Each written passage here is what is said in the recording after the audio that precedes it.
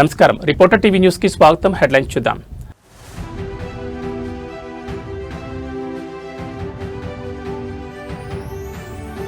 తెలంగాణ కొత్త గవర్నర్ గా శివప్రతాప్ శుక్లా, జిష్ణుదేవ్ వర్మ మహారాష్ట్రకు బదిలీ.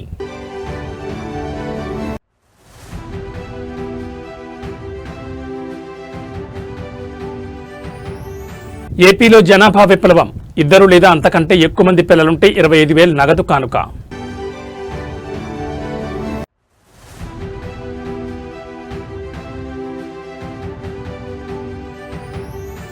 అలిపిరి నుంచి కాలినడకన తిరుమలకు, భక్తి పారవస్యంలో దేవర బ్యూటీ జాన్వీ కపూర్.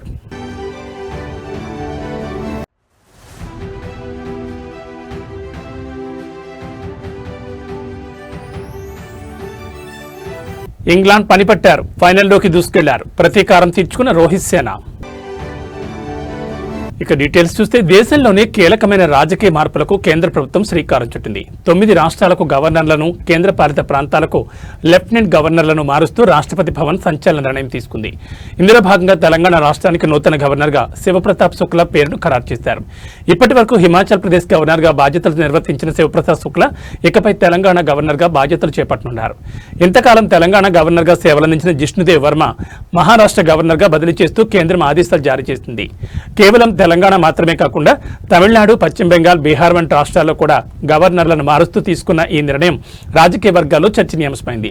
ముఖ్యంగా ఎన్నికలు రానున్న రాష్ట్రాల్లో ఈ మార్పులు కీలక పరిణామంగా కనిపిస్తున్నాయి. ఉత్తరప్రదేశ్ చెందిన శివప్రతాప్ శుక్లా గతంలో కేంద్ర మంత్రిగా కూడా పనిచేసిన అనుభవజ్ఞులు కావడంతో తెలంగాణ రాజ్భవన్ కార్యకలాపాల్లో ఎలాంటి మార్పులు వస్తాయన్న ఉత్కంఠ ఇప్పుడు అందరిలోనూ మొదలైంది. జిష్ణుదేవ్ వర్మ మహారాష్ట్ర గవర్నర్గా బాధ్యతలు చేపట్టనుండగా కొత్త గవర్నర్ శివప్రతాప్ శుక్లా ఎప్పుడు ప్రమాణ స్వీకారం చేస్తారనే దానిపై మరికొద్ది గంటల్లో స్పష్టత రానుంది. తెలంగాణ రాజకీయాల్లో మరో సంచలన మార్పునకు రంగం సిద్ధమైందా? గత 4 ఏళ్లుగా ఎదుర్కొంటున్న న్యాయపరమైన చిక్కుల నుంచి విముక్తి పొందిన తర్వాత కల్వకుంట్ల కవిత తన తదుపరి కార్యాచరణను ప్రకటించారు.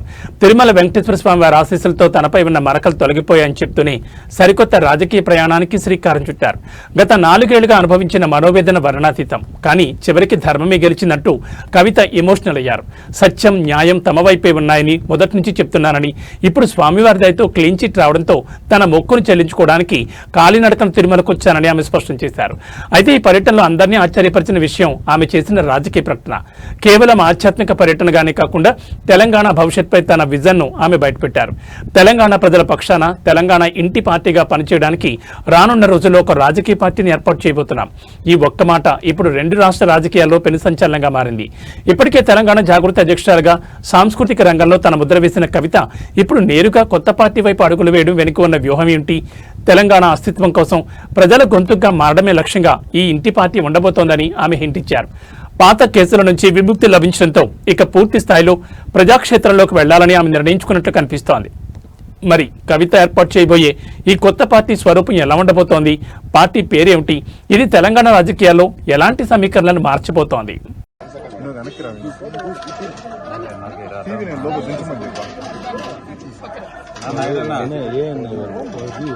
నీకు కావాలంటే తీసుకోకూడదు, నువ్వు పర్సనల్ అంటే మీడియా.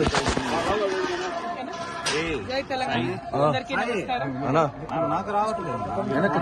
నేను గత 4 సంవత్సరాలుగా పడుతున్నటువంటి మనోవేదన ఆ స్వామివారి దయ వల్ల మరి కంప్లీట్ గా నేను ఏదైతే చెప్తూ వచ్చాను, సత్యం నా వైపు ఉంది, న్యాయం నా వైపు ఉంది, భగవంతుడు నా వైపు ఉన్నాడని చెప్తూ వచ్చాను. అదే నిజమని రుజువు చేస్తూ కంప్లీట్ గా కోర్టులో మరి క్లీన్ చీట్ రావడంతో స్వామివారికి కాలినడకన వచ్చి మొక్కు చెల్లించుకుంటానని అనుకున్నాను. దానికోసం ఇవాళ ఇక్కడికి రావడం జరిగింది. నిన్న కాలినడకన కొండకెక్కి ఈరోజు పొద్దున్నే స్వామివారి దర్శనం చేసుకోవడం జరిగింది.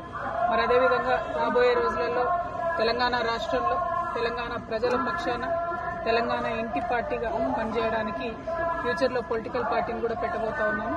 కాబట్టి దానికి కూడా ఖచ్చితంగా స్వామివారి ఆశీస్సులు ఉంటాయి, దయ ఉండాలని చెప్పి కోరుకొని మరి వాళ్ళు దర్శనం చేసుకోవడం జరిగింది. నేను ఎప్పుడు తిరుమలకు వచ్చినా ఒకటే కోరుకుంటాను, తెలంగాణ రాష్ట్రం బాగుండాలి, తెలంగాణ ప్రజలు బాగుండాలి, ఆంధ్ర రాష్ట్రం బాగుండాలి, ఆంధ్ర ప్రజలు బాగుండాలి. రాష్ట్రాలుగా మనం విడిపోయినా కూడా ప్రజలుగా కలిసి ఉండాలి, ప్రజలందరూ బాగుండాలని మనస్ఫూర్తిగా కోరుకుంటాను. అదే జరగాలని చెప్పి మళ్ళీ ఒకసారి భగవంతుని కోరుకుంటూ థ్యాంక్ యూ. జై తెలంగాణ, జై Andhra. The whole country has witnessed how I was in the last 4 years targeted politically, my image being tarnished, my name being dragged into unnecessary things. I've always said I am on the side of the truth, and I've always said I have divine blessings, and it has come true today after I've been honorably discharged from the Delhi liquor policy case. I have come to seek the blessings of Lord Balaji. I have climbed up all the 7 hills to reach him. I truly believe that when you are on the side of Satya and Dharma, God will definitely protect you. And soon, in a couple of months, I am also going to float a political party in Telangana. I am hoping Lord Balaji will bless me to serve the people of Telangana in a better manner. I would also like to seek the blessings of the people of the nation, because as a daughter of Telangana, I am making an effort to serve my people. But the entire nation has witnessed the way my name was tarnished and dragged into unnecessary things. So as a daughter of Telangana, I seek the blessings of the nation. Thank you. Jai Telangana. తెలంగాణలో అప్పుడే సూర్యుడి ప్రతాపం చూపిస్తున్నాడు. సాధారణంగా April May నెలలో ఉండే ఎండలు ఈసారి మార్చి మొదటి వారంలోనే జనాన్ని ఉక్కిరిబిక్కిరి చేస్తున్నాయి. హైదరాబాద్తో పాటు రాష్ట్ర వ్యాప్తంగా ఉష్ణోగ్రతలు అమాంతం పెరిగిపోవడంతో వాతావరణ శాఖ కీలక హెచ్చరికలు జారీ చేసింది. హైదరాబాద్లో నేడు గరిష్ట ఉష్ణోగ్రత 34 డిగ్రీల సెల్సియస్గా నమోదైనప్పటికీ రాష్ట్రంలోని పలు జిల్లాల్లో ఇది ఇప్పటికే 38 డిగ్రీల సెల్సియస్ నుంచి 40 డిగ్రీల సెల్సియస్కు చేరుకుంది. ఉత్తర మరియు మధ్య తెలంగాణ జిల్లాలో గరిష్ట ఉష్ణోగ్రతలు సాధారణం కంటే 2 నుంచి 3 డిగ్రీలు అధికంగా నమోదవుతున్నాయి. ఉత్తర భారతం నుండి వీస్తున్న పొడి గాలుల వల్ల గాలిలో తేమ శాతం గణనీయంగా పడిపోయింది. ప్రస్తుతం హైదరాబాద్లో హ్యూమిడిటీ కేవలం 12% మాత్రమే ఉంది. ఖమ్మం, ములుగు, ఆదిలాబాద్ మరియు జగిత్యాల జిల్లాలో ఎండ తీవ్రత ఎక్కువగా ఉంది. ముఖ్యంగా ములుగు జిల్లా మంగపేటలో అత్యధికంగా 39 డిగ్రీల ఉష్ణోగ్రత నమోదైంది. రానున్న 48 గంటల్లో ఈ ఉష్ణోగ్రతలు 41 డిగ్రీల మార్కును కూడా దాటే అవకాశం ఉందని నిపుణులు హెచ్చరిస్తున్నారు. తీవ్రమైన ఎండల దృష్ట్యా మధ్యాహ్నం 12 గంటల నుంచి సాయంత్రం 4 గంటల వరకు అత్యవసరమైతే తప్ప బయటకు రావద్దని వాతావరణ శాఖ సూచిస్తోంది. ముఖ్యంగా వృద్ధులు, చిన్నారులు వడదెబ్బ తగలకుండా జాగ్రత్త వహించాలి. శరీరంలో నీటి శాతం తగ్గకుండా నిమ్మరసం, కొబ్బరి నీళ్లు, మజ్జిగ వంటి ద్రవ పదార్థాలు ఎక్కువగా తీసుకోవాలి. మార్చిలోని పరిస్థితి ఇలా ఉంటే ఇక రాబోయే ఏప్రిల్ మే నెలలో ఎండలు ఏ స్థాయిలో ఉంటాయోనని సామాన్యులు ఆందోళన చెందుతున్నారు. మార్చి 18 తర్వాత అకాల వర్షాలు కురిసే అవకాశం ఉందన్న అంచనాలు కొంత ఊరటనిచ్చినా అప్పటి వరకు ఈ భానుడి భగభగలు తప్పేలా కనిపించడం లేదు. జనాభా నియంత్రణ నుంచి జనాభా పెంపు వైపు తెలుగు రాష్ట్రాలు అడుగులు వేస్తున్నాయా? ఇప్పటి వరకు ఒక్కరు ముద్దు ఇద్దరు చాలు అన్న నినాదం వినిపించిన చోట ఇప్పుడు ముగ్గురుంటేనే మెరుగైన భవిష్యత్ అనే సరికొత్త వాదన వినిపిస్తోంది. ఈ క్రమంలోనే ఆంధ్రప్రదేశ్ ముఖ్యమంత్రి చంద్రబాబు నాయుడు అసెంబ్లీ వేదికగా ఒక సంచలన ప్రకటన చేశారు. ఇద్దరు లేదా అంతకంటే ఎక్కువ మంది పిల్లలున్న తల్లిదండ్రులకు 25,000 ఆర్థిక సహాయం అందజేయనున్నట్లు వెల్లడించారు. ఇక్కడ ఒక విషయాన్ని గమనించాలి. ఈ 25,000 నగదు ప్రోత్సాహం పథకాన్ని ప్రకటించింది ఆంధ్రప్రదేశ్ ముఖ్యమంత్రి చంద్రబాబు నాయుడు. మార్చి 5, 2026న ఏపీ అసెంబ్లీలో ప్రవేశపెట్టిన డ్రాఫ్ట్ పాపులేషన్ మేనేజ్మెంట్ పాలసీలో భాగంగా ఈ ప్రతిపాదన చేశారు. తెలంగాణలో ప్రస్తుతం ఇటువంటి కొత్త పథకం అధికారికంగా ప్రకటించలేదు. 2వ లేదా 3వ సంతానం కలిగిన తల్లిదండ్రులకు డెలివరీ సమయంలోని 25,000 అందజేస్తారు. ఆ బిడ్డకు 5 ఏళ్ల వయసు వచ్చే వరకు నెలకు 1,000 రూపాయలు చొప్పున ఆర్థిక సహాయం, 18 ఏళ్ల వరకు ఆ బిడ్డకు పూర్తి ఉచిత విద్య అందించేలా ప్రణాళిక, ప్రభుత్వ ఉద్యోగులకైతే 3వ సంతానం కలిగే సమయంలో పితృత్వ సెలవులు కూడా మంజూరు చేయాలని యోచిస్తోంది. దక్షిణ భారతదేశంలో ముఖ్యంగా ఆంధ్రప్రదేశ్లో సంతానోత్పత్తి రేటు క్రమంగా పడిపోతోంది. ఇదే పరిస్థితి కొనసాగితే 2047 నాటికి రాష్ట్రంలో వృద్ధుల సంఖ్య పెరిగి యువశక్తి తగ్గిపోతుందని, జపాన్ వంటి దేశాలు ఎదుర్కొన్న సంక్షోభం ఇక్కడ కూడా వచ్చే ప్రమాదం ఉందని సీఎం ఆందోళన వ్యక్తం చేశారు. అందుకే ప్రజలను ఎక్కువ మంది పిల్లలను కనమని ప్రోత్సహించడానికి ఈ నిర్ణయం తీసుకున్నారు. ఈ పాలసీ మార్చి చివరి నాటికి తుది రూపు దాల్చి ఏప్రిల్ 1, 2026 నుంచి అమల్లోకి వచ్చే అవకాశం ఉంది. మరి ఏపీ బాటలోనే తెలంగాణ ప్రభుత్వం కూడా ఎలాంటి నిర్ణయం తీసుకుంటుందా అనేది వేచి చూడాలి. ఇప్పుడు మంది 1.5% టీఎఫ్ఆర్, దాన్ని 2.1కి తీసుకెళ్ళాలి.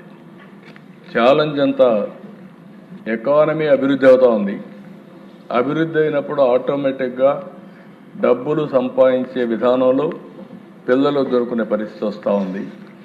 దీనివల్ల చాలా దేశాలు ఇబ్బంది పడ్డాయి. అందుకే ఒక నూతనమైన విధానం కోసం ఈరోజు మేము ఆలోచించేది, ఈ 2వ బిడ్డ కానీ చైల్డ్ కానీ 2 కంటే అబౌవ్ ఎంతమంది వాళ్ళు ఇచ్చేస్తే డెలివరీ సమయంలోనే 25,000 రూపాయలు ఆ పేరెంట్స్కి డబ్బులు ఇస్తామని చెప్తున్నారు. ఇది ఒక పెద్ద గేమ్ చేంజర్గా తయారవుతుంది. దీన్ని మనం చేయగలిగితే చాలా వరకు ఉపయోగపడుతుంది. ఇంకొక పక్కన ఇది కాకుండా మీరందరూ ఆలోచించినప్పుడు ఎవరైతే గవర్నమెంట్లో పనిచేసే వాళ్ళందరికీ భార్య భర్త ఈక్వల్ పేరెంటింగ్ అది చేయాలనుకున్నప్పుడు మగవాళ్ళకు కూడా రెండో బెడ్ అయితే 1 నెల అదనంగా పేరెంటింగ్ కోసం లీవ్ గ్రాంట్ చేస్తాం. అదే మరి 2వ బెడ్ కన్నా 3వ బెడ్ అయితే అనదర్గా 1 మంత్ 2 నెలలు ఇస్తాం. అంటే 1 ఇయర్ ఉండేది 1 మంత్ ఎక్కువగా ఇచ్చి దీనికి ప్రోత్సహిస్తామని చెప్పి కూడా నేను మీకు తెలియజేస్తున్నా.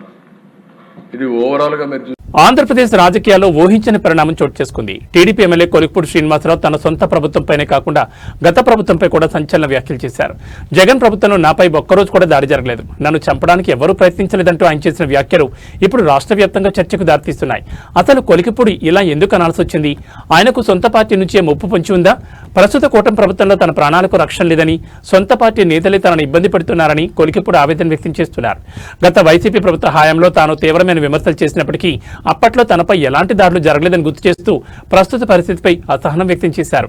తిరువూరు నియోజకవర్గంలో ఎంపీ కేసినేని చిన్నితో ప్రోటోకాల్ విషయంలో వస్తున్న విభేదాలే ఈ వ్యాఖ్యలకు ప్రధాన కారణమని రాజకీయ విశ్లేషకులు భావిస్తున్నారు. కొలిక్పూడి వ్యాఖ్యలు టీడీపీ అధిష్టానానికి పెద్ద తలనొప్పిగా మారాయి. ఇప్పటికే పార్టీ రాష్ట్ర అధ్యక్షుడు పల్లా శ్రీనివాసరావు కొలిక్పూడిపై చర్యలు తీసుకునే అవకాశం ఉందని హెచ్చరించారు. అయితే నన్ను చంపడానికి పార్టీలోని కుట్రలు జరుగుతున్నాయని ఎమ్మెల్యే నేరుగా ఆరోపించడం కూటమి సర్కార్లో కలకలం రేపుతోంది. జగన్ ప్రభుత్వంలో క్షేమంగా ఉన్నానని చెప్పడం ద్వారా ఆయన తన అసంతృప్తిని పతాక స్థాయికి తీసుకెళ్లారు. మరి కొలిక్పూడి వ్యాఖ్యలపై టీడీపీ హైకమాండ్ ఎలా స్పందిస్తుంది? ఆయన అన్నట్టుగానే నిజంగానే ఆయనకు ప్రాణాలకు హాని ఉందా, లేక ఇది కేవలం రాజకీయ పైచేసి కోసం చేస్తున్న విమర్శలా? వేచి చూడాలి. నా మీద కేసులు పెట్టారు.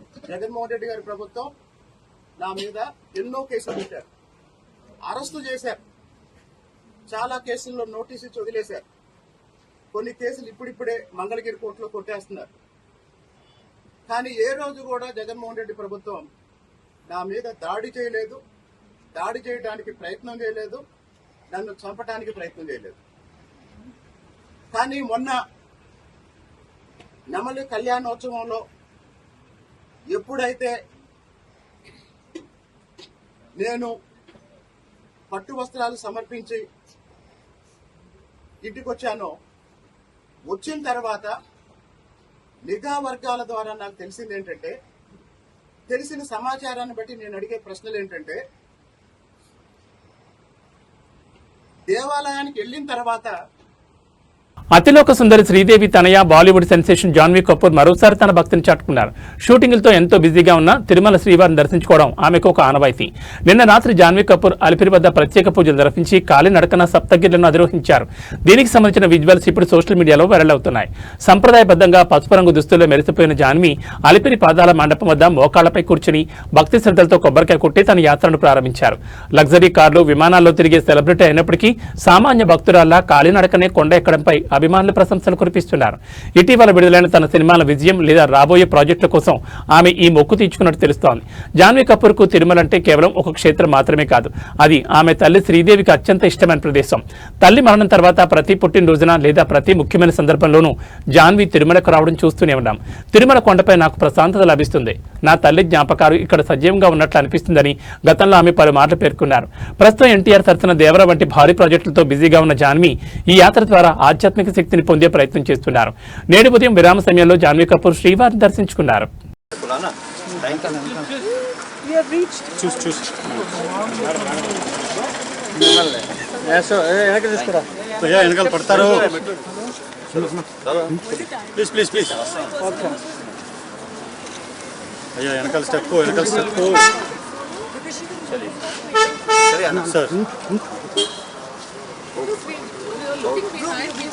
Thank you, Anna.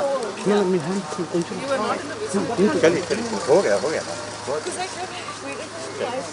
Thank you, Anna. Please. Request है, humble है. అయిపోయింది. లాస్ట్. అయిపోయింది. Thank you. చెప్పురా అయిపోయింది. Anna, बहुत है. మీరే వచ్చేస్తున్నారు. ఓ పట్టుకుంటే చాలు. వెళ్ళిపోతాం మేము. ఆమె అందమన్నమంటాను. సెకండ్ మేడం, ఒక ఫోటో వచ్చేసి వెళ్ళిపోతాం మేడం.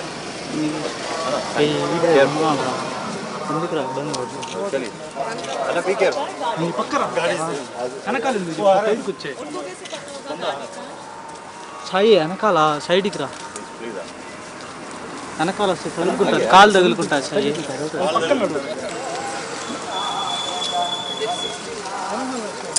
It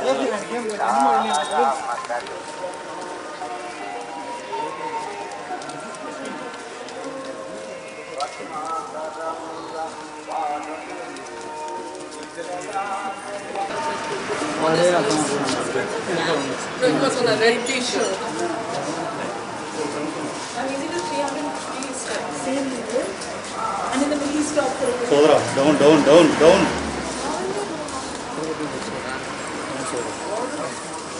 Krishna, उनके पास ఓకే హాయ్ हमारा बंदा ప్రపంచవ్యాప్తంగా యుద్ధ జ్వాలలు ఎగిసిపడుతున్న వేళ భారత ఇంధన భద్రత విషయంలో ఒక కీలక మలుపు తిరిగింది.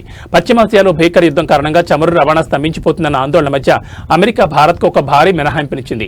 రష్యా నుంచి చమురు కొనుగోలు చేసేందుకు భారత్పై ఎలాంటి ఆంక్షలు ఉండవని అమెరికా స్పష్టం చేసింది. యుఎస్ ట్రెజరీ కార్యదర్శి స్కౌట్ బెసెంట్ ఎక్స్ వేదికగా ఈ సంచలన విషయాన్ని వెల్లడించారు. రష్యా చమురు దిగుమతులపై భారత్కు మినహాయింపు ఇస్తున్నట్లు ఆయన ప్రకటించారు. ప్రస్తుతం ఇజ్రాయెల్, ఇరాన్ ఉద్రిక్తతల వల్ల రెడ్ సీ మార్గంలో చమురు రవాణాకు తీవ్ర ఆటంకాలు ఏర్పడ్డాయి. ఈ నేపథ్యంలో ప్రపంచ మార్కెట్లో చమురు ధరలు ఆకాశాన్ని తాకకుండా ఉండాలంటే భారత్ వంటి పెద్ద దేశాలకు రష్యా చమురు అందరం తప్పనిసరని అమెరికా గుర్తించింది. యుద్ధం మొదలైనప్పటి నుంచి పశ్చిమ దేశాల ఒత్తిడి ఉన్నప్పటికీ భారత్ తన జాతీయ ప్రయోజనాలకే పెద్దపీట వేసింది. రష్యా నుంచి తక్కువ ధరకు చమురును కొనుగోలు చేయడం ద్వారా విదేశీయంగా పెట్రోల్, డీజిల్ ధరలు పెరగకుండా నియంత్రించగలిగింది. భారత్ తన అవసరాల కోసం రష్యా చమురును కొనడం వల్ల ప్రపంచ మార్కెట్లో డిమాండ్ తగ్గి ఇతర దేశాలకు కూడా మేలు జరుగుతుందని గతంలోని భారత విదేశాంగ శాఖ స్పష్టం చేసింది. ఇప్పుడు అదే వాదనను అమెరికా కూడా అంగీకరించడం విశేషం. ఈ మినహాయింపు వల్ల భారత్కు రష్యా నుంచి నిరంతరాయంగా క్రూడ్ ఆయిల్ సరఫరా అవుతుంది. దీనివల్ల అంతర్జాతీయంగా చమురు ధరలు పెరిగినా భారత్లో పెట్రోల్ ధరలు స్థిరంగా ఉండే అవకాశం ఉంది. దేశీయ ద్రవ్యోల్బణం అదుపులో ఉంటుంది. రవాణా ఖర్చులు పెరగకుండా సామాన్యుడిపై భారం తగ్గుతుంది. పశ్చిమాసియాలో యుద్ధం తీవ్రమవుతున్నా అమెరికా ఇచ్చిన ఈ మినహాయింపు భారత్కు ఒక పెద్ద దౌత్య విజయమని చెప్పొచ్చు. మరి ఈ నిర్ణయం రష్యా భారత్ సంబంధాలను ఇంకా ఏ స్థాయికి తీసుకెళ్తుందో చూడాలి. మరి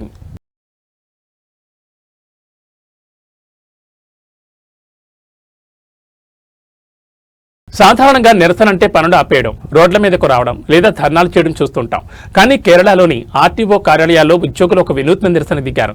తమ డిమాండ్ సాధన కోసం పని ఆపేయడమే కాదు కదా, ఆఫీస్ వేళలు ముగిసిన తర్వాత కూడా అదనంగా పనిచేస్తూ ప్రభుత్వంపై ఒత్తిడి పెంచుతున్నారు. అసలు ఈ ఓవర్ టైం నిరసన వెనుక ఉన్న కారణాలేంటి, వారి డిమాండ్లేంటి? కేరళ రాష్ట్ర వ్యాప్తంగా ఉన్న ప్రాంతీయ రవాణా కార్యాలయాల్లో ఈ వెరైటీ సమ్మె కొనసాగుతోంది. మోటార్ వెహికల్ డిపార్ట్మెంట్లోని మినిస్టీరియల్ స్టాఫ్ ప్రమోషన్ అవకాశాలను ప్రభుత్వం తగ్గించిందని ఉద్యోగులు ఆరోపిస్తున్నారు. రిక్రూట్మెంట్ ప్రమోషన్లకు సంబంధించిన స్పెషల్ రూల్స్ లో ప్రభుత్వం చేసిన మార్పులు తమకు అన్యాయం చేస్తున్నాయని వారు వాదిస్తున్నారు. Kerala motor vehicle department staff association ఆధ్వర్యంలో ఈ నిరసన కార్యక్రమం జరుగుతోంది. పాలక్కాడ్కు చెందిన సీనియర్ క్లర్క్ సురేష్ కుమార్ ఈ నిరసనపై స్పందిస్తూ సాయంత్రం 5 గంటలకు ఆఫీస్ టైం ముగిసినా రాష్ట్ర వ్యాప్తంగా ఉన్న మా ఉద్యోగులందరం మరో 3 గంటల పాటు అదనంగా పనిచేస్తున్నాం. మా సమస్యలను ప్రభుత్వం గుర్తించి చేసిన తప్పులను సరిదిద్దుకుంటుందని భావిస్తున్నామని తెలిపారు. ప్రజలకు ఇబ్బంది కలగకుండా అదే సమయంలో తమ నిరసన ప్రభుత్వం దృష్టికి వెళ్లేలా ఈ మార్గాన్ని ఎంచుకున్నట్లు వారు చెబుతున్నారు. వివిధ రాష్ట్ర ప్రభుత్వ శాఖల్లో రిక్రూట్మెంట్, ప్రొబేషన్ మరియు ప్రమోషన్ల కోసం ప్రత్యేక నిబంధనలు సవరిస్తూ కేరళ సర్కార్ నిర్ణయం తీసుకుంది. దీనివల్ల కింది స్థాయి సిబ్బందికి అందాల్సిన పదోన్నతులు నిలిచిపోయే ప్రమాదం ఉందని, అర్హత ఉన్న వారికి అన్యాయం జరుగుతుందని ఉద్యోగ సంఘాలు ఆందోళన వ్యక్తం చేస్తున్నాయి. పని ఆపేసి సమ్మె చేసే కాలంలో పనిచేస్తూనే నిరసన తెలుపుతున్న కేరళ ఉద్యోగుల తీరు ఇప్పుడు దేశవ్యాప్తంగా చర్చనీయాంశమైంది. మరి ఈ ఓవర్ టైం నిరసన చూసైనా కేరళ ప్రభుత్వం దిగి వస్తుందా, వారి ప్రమోషన్ల విషయంలో సానుకూల నిర్ణయం తీసుకుంటుందా చూడాలి. మరి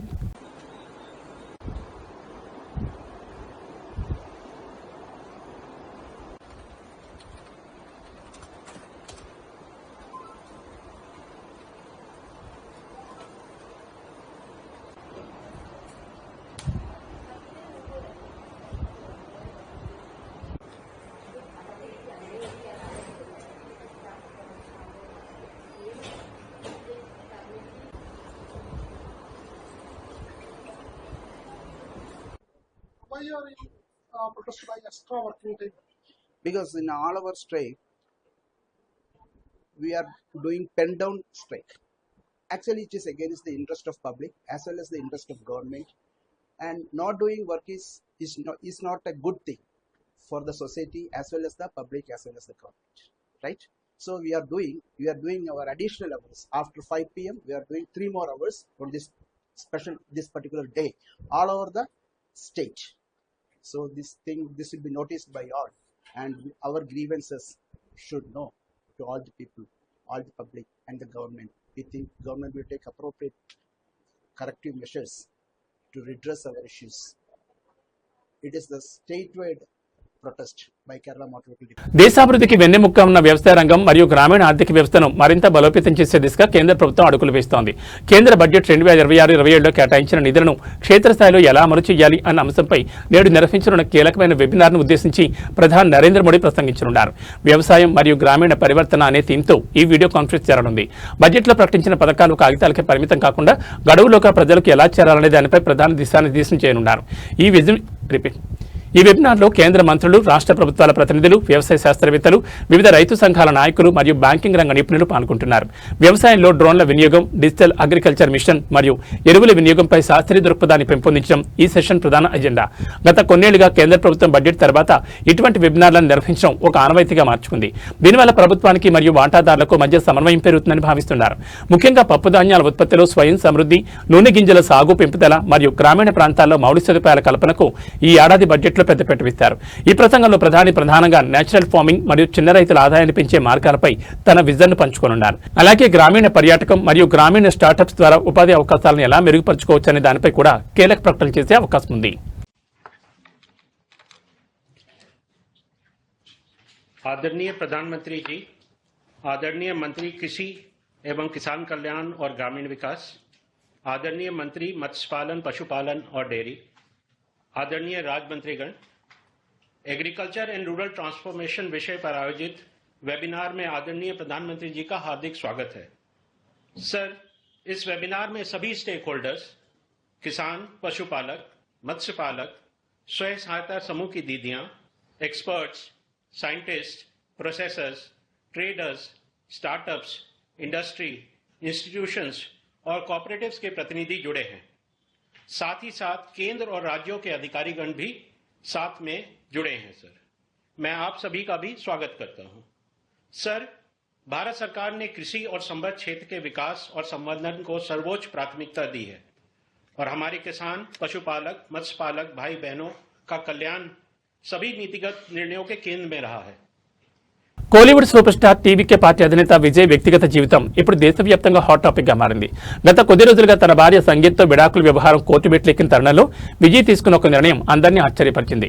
నిన్న రాత్రి చెన్నైలో జరిగిన ఒక హై ప్రొఫైల్ వెడ్డింగ్ రిసెప్షన్ లో విజయ్ నటి త్రిషా కృష్ణన్తో కలిసి జంటగా హాజరయ్యారు.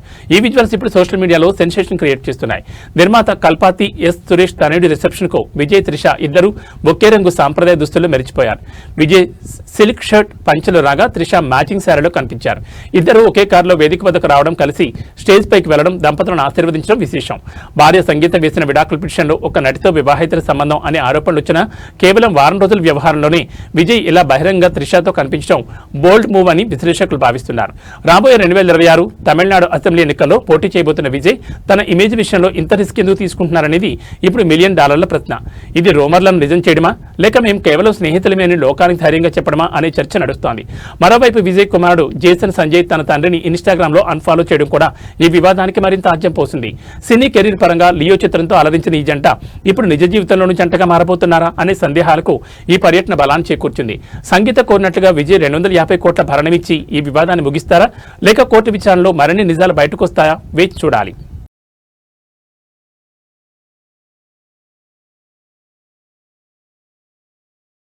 యావత్ భారతావని ఎప్పుడెప్పుడా ఎదురుచూస్తున్న క్షణం వచ్చేసింది. టీ20 వరల్డ్ కప్ లో భారత్ అప్రతిహత జయత్రాత కొనసాగుతోంది.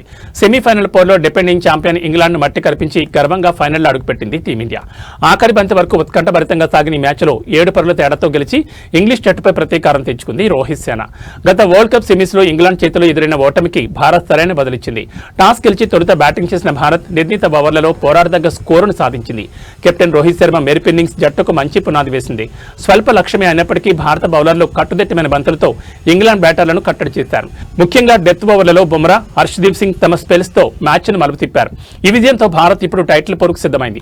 టోర్నీ ఆరంభం నుంచి ఓటమెరగకుండా దూసుకుపోతున్న టీమిండియా ఫైనల్లోనూ ఇదే జోరును కొనసాగించాలని అభిమానులు కోరుకుంటున్నారు. మా బౌలర్లు మరియు బ్యాటర్ల మధ్య అద్భుతమైన సమన్వయం ఉంది. ప్రతి ఒక్కరూ తమ బాధ్యతను సక్రమంగా నిర్వర్తించడం వల్లే ఈ విజయం సాధ్యమైందని మ్యాచ్ అనంతరం కెప్టెన్ రోహిత్ శర్మ వ్యాఖ్యానించారు. మరికొన్ని గంటల్లో జరగబోయే గ్రాండ్ ఫైనల్ కోసం దేశమంతా సిద్ధమవుతోంది. వరల్డ్ కప్ ట్రోఫీని భారత్ ముద్దాడుతుందా, చరిత్రను తిరగరాస్తుందా అనేది ఇప్పుడు $1 మిలియన్ ప్రశ్న.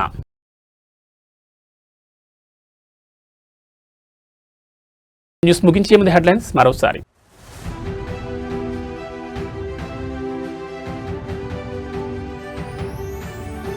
తెలంగాణ కొత్త గవర్నర్గా శివప్రతాప్ శుక్లా, జిష్ణుదేవ్ వర్మ మహారాష్ట్రకు బదిలీ.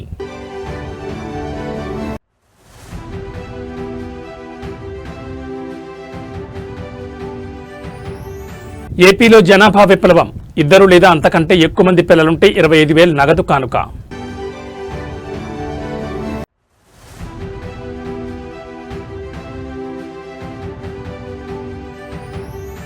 అలిపిరి నుంచి కాలినడకన తిరుమలకు భక్తి పారవస్యంలో దేవర beauty Janhvi Kapoor.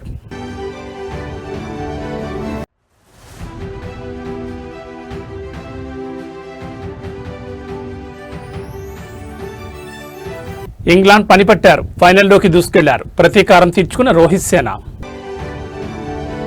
AB bulletin విశేషాలు. నమస్కారం.